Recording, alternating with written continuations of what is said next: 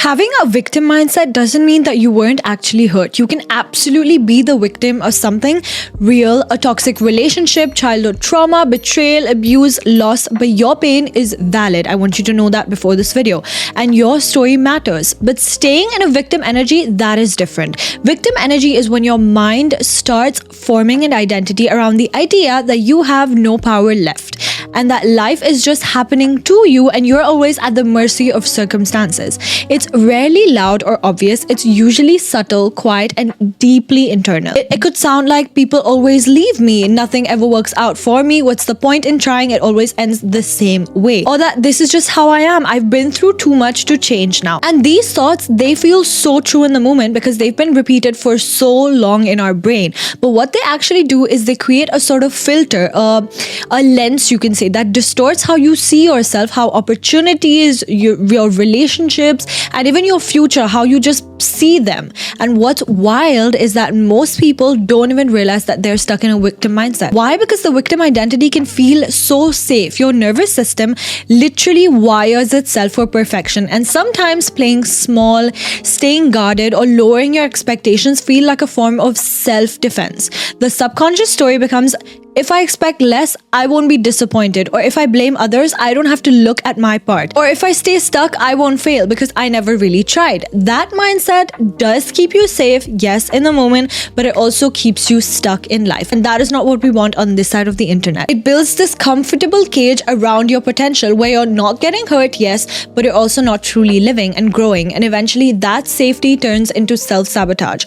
So the question becomes, do you want to be protected or do you want to be powerful in life and lead your life within your control? Because the truth is that you can't be in your power and your pain story at the same time. Healing means choosing to feel the pain and then choosing to stop identifying with that. You're allowed to honor your past without letting it drag into your future. Here's something that most people don't talk about, and it's a little uncomfortable. I think that's why, but it's real. There's often a secret behind staying in the victim mindset and the victim mode. In psychology, this is called as a secondary gain. It means that even though a behavior seems negative or self-sabotaging on the surface, it gives you something in return, something always comforting. And that something is usually like safety, comfort, protection from the deeper pain that we don't want to feel. No one wants to feel pain as a human. Let me tell you some real examples so you understand this better.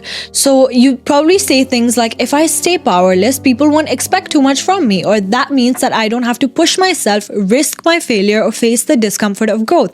If I keep blaming others, I never have to really change. I don't have to look at my patterns, my triggers, or the things that I might be doing to keep attracting the same story in my life again and again. If I say that it's not my fault, I go into a victim mindset, I get to stay safe even if I'm really just stuck in life. Because growth, that means uncertainty, and uncertainty can feel dangerous when you've been through trauma in your life of any sort. So even though these beliefs hold you back, they also protect you. Your nervous system could have learned how to survive trauma because it's like, I'm going through so much trauma, hence I'm going to go into the victim mindset. I can survive through this chaos through shrinking, avoiding risks, or deflecting responsibility of any kind. And yes, that survival strategy might have served you at one point in your life, but now if you're watching this video, chances are that it's no longer serving you, and a victim mindset for too long does not serve anyone. It's costing you things, your peace, your growth, your relationships, your next level in life. So the real question becomes, what am I secretly gaining by staying here? And is it worth what I'm losing? Chances are that it really is not.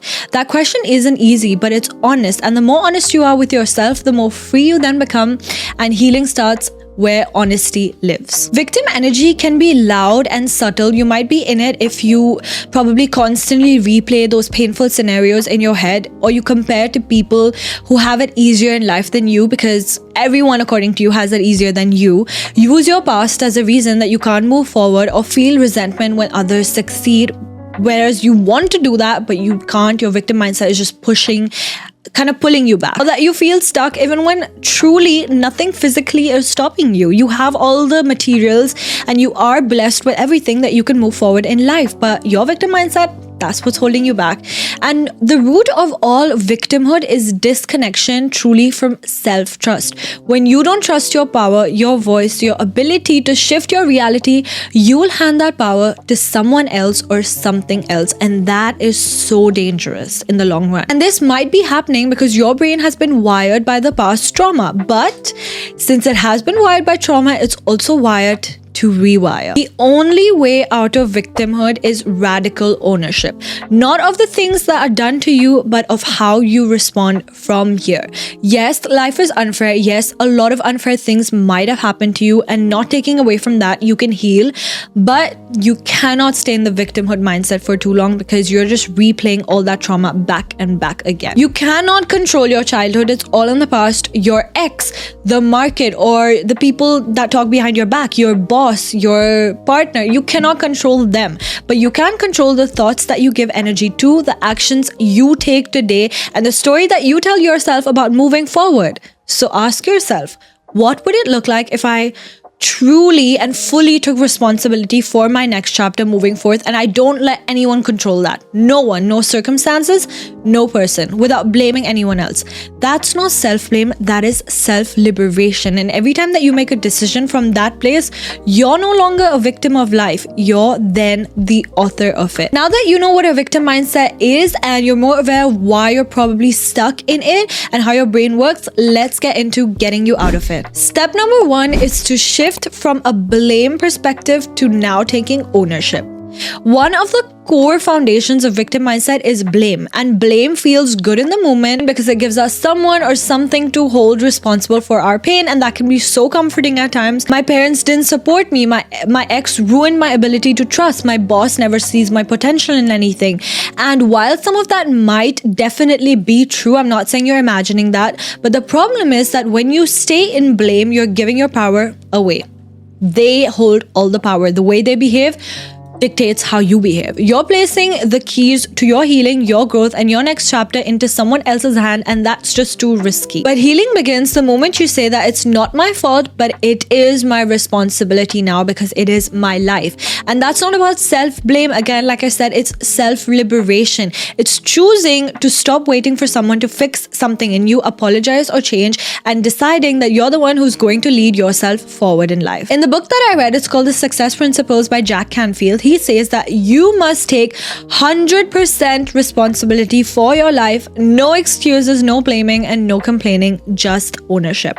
Because at the end of the day, no one is going to come to rescue us. No one. And that is the key to getting out of the victim mindset. You have to understand that you are the only one. You want to lose weight? You're the only one who can move your body and lose weight.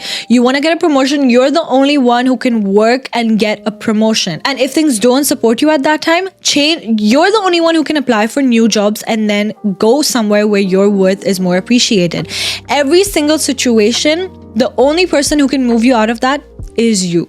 That's all. The sooner that you reclaim your responsibility, the faster you can move from being stuck to actually growing. Now, why this works psychologically, because in cognitive behavioral theory, it's shown that when we dwell in blame, our brain stays stuck in a problem mode. It will just not be able to solve it. You relive the pain, you rehearse the injustice, you reinforce that helplessness. But when you take ownership, even of just your next step, you activate a solution mode. Your brain is more in problem-solving mode now, which engages your brain's prefrontal cortex, your logic, your creativity side, your empowerment center, and that shift then rewires neural pathways tied to agency or confidence and resilience, which is how we move forward in life. So try this instead next time when you catch yourself thinking, why did this happen to me?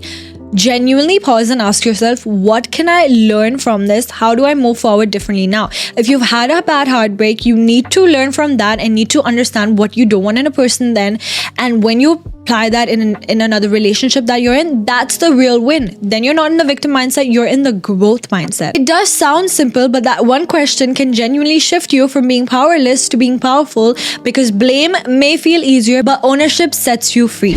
And step number 2 is to rewire your narrative with a self-concept work. Now, one of the most powerful but overlooked roots of the victim mindset is your self-concept, how you think about yourself. The very internal story that you tell yourself about who you are and what you're capable of. Most victim energy doesn't begin with your circumstances, it begins with your identity. It sounds like, I'm unlucky, I always get hurt, or I'm not good enough for that, I'm just not like those confident people. And you saying that literally mirrors all of that back to you, then reinforcing the victim mindset and the cycle.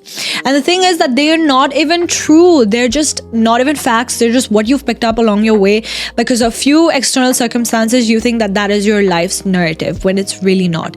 They're rehearsed beliefs that you've genuinely repeated, maybe silently, for years until they started to feel real in your head. But here's the good news, ladies or men, that beliefs are learned, which means that they can be unlearned and then rewritten, which is what this whole video is about. This idea is beautifully illustrated in one of the movies I recently saw. I loved it. It's called I Feel Pretty, and I think it has Amy Schumer in it. In the film, she basically hits her head during a workout class, and before that, she's always been so conscious and self-conscious of the way she looks, and you can literally see that in her confidence. And in the film, like I said, during a workout class, she hits her head, and then she, I don't know, some magic happens, and she wakes up, looks at herself in the mirror, and she becomes thin and conventionally attractive, which is what she wanted in her life. Even though nothing in her physical appearance changes, which we find out in the movie, but because her self-perception shifts, everything else does too. She walks into rooms differently, she speaks with confidence, she applies for jobs that she would never have. She also finds herself in a healthy relationship after that, which she never thought was possible.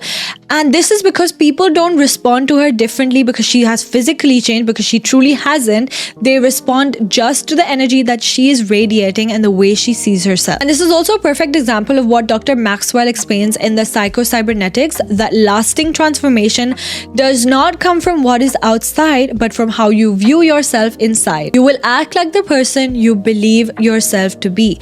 And then what happens? Your brain backs this up. Your reticular activating system, your brain, a filter in your brain, actually filters the world based on your beliefs. So if you believe that people always overlook me, that's gonna happen. Your RAS will scan the world for proof and reinforce that. And even when someone doesn't overlook you, you will not pick it up. Your brain will ignore it. I have noticed this in my personal life as well.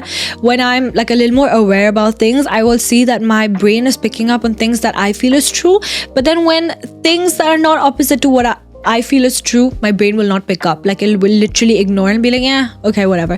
But it will focus so much on what I think is true. So if you shift your belief to saying things like, I'm magnetic and I'm worthy and I'm not a victim of life, your brain will start noticing that moments of connection, of validation and opportunity, and truly then make you believe that and start a new narrative for your life. So how do we begin rewiring this inner script? Here's a method that I find simple but yet so powerful. It is, on paper, write out your current victim story. Get honest with it. Even if it sounds messy or dramatic, put it down. Every limiting belief that you carry about yourself, every single one, or at least the ones that you're aware of. Then I want you to take a big red marker and cross it completely off, like cross it multiple times, fully with intention. And just when you're crossing it, tell yourself that none of this is true. And if you can bring out anger, bring out anger. And then take a new paper and write that now the version of me who lives in her true power believes dash dash dash dash dash. Write whatever you believe, like people love me, I am confident, whatever it is. I don't want to get into all of that, but write whatever you believe that your higher version would believe. And then finish that sentence every single day. Examples could be that the version of me who lives in her power believes she's magnetic, or she believes her presence lights up any room. She knows that she doesn't need to prove her worth to anyone.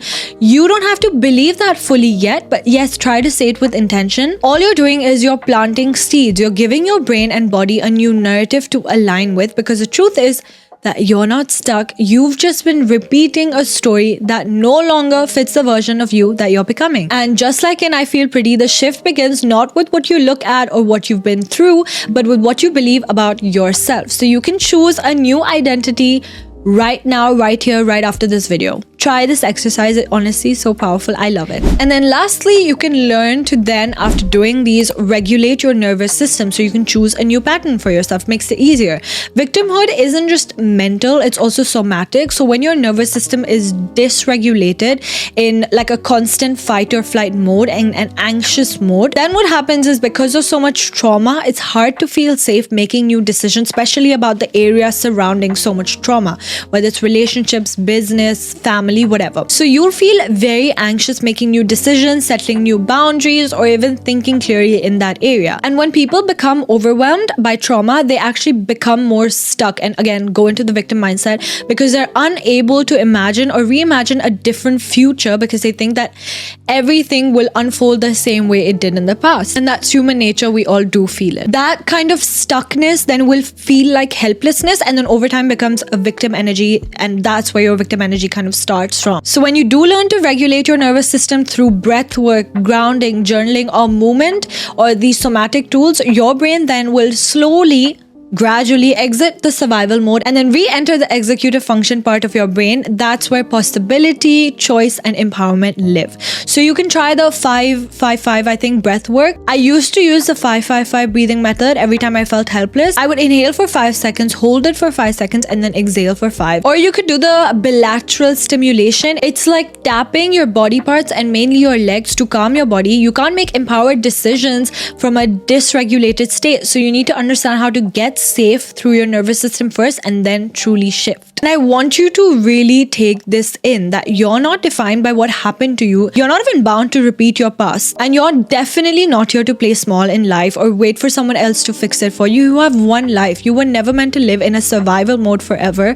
There is a version of you who's powerful, grounded, and fully in their worth, who already knows how to lead her or his life. And the more that you start showing up as them, speaking like them, thinking like them, the more your life begins to match that energy. You don't have to get it perfect in the start. You just have to stop outsourcing your victimized power. So if this video helped you or spoke to you in any way, leave a comment. I would genuinely want to know. Since I'm new, I would love your feedback. And as always, thank you for being here, for watching, and for doing this work, just truly working on yourself. It matters. It means a lot. You matter. And I'm so proud of you for being in this conversation with me. So if you found this valuable, share it with someone who genuinely you think would benefit from hearing this. And don't forget to subscribe so we can keep growing together. You're already shifting by watching this video. Keep going, and I'll see you in the next one.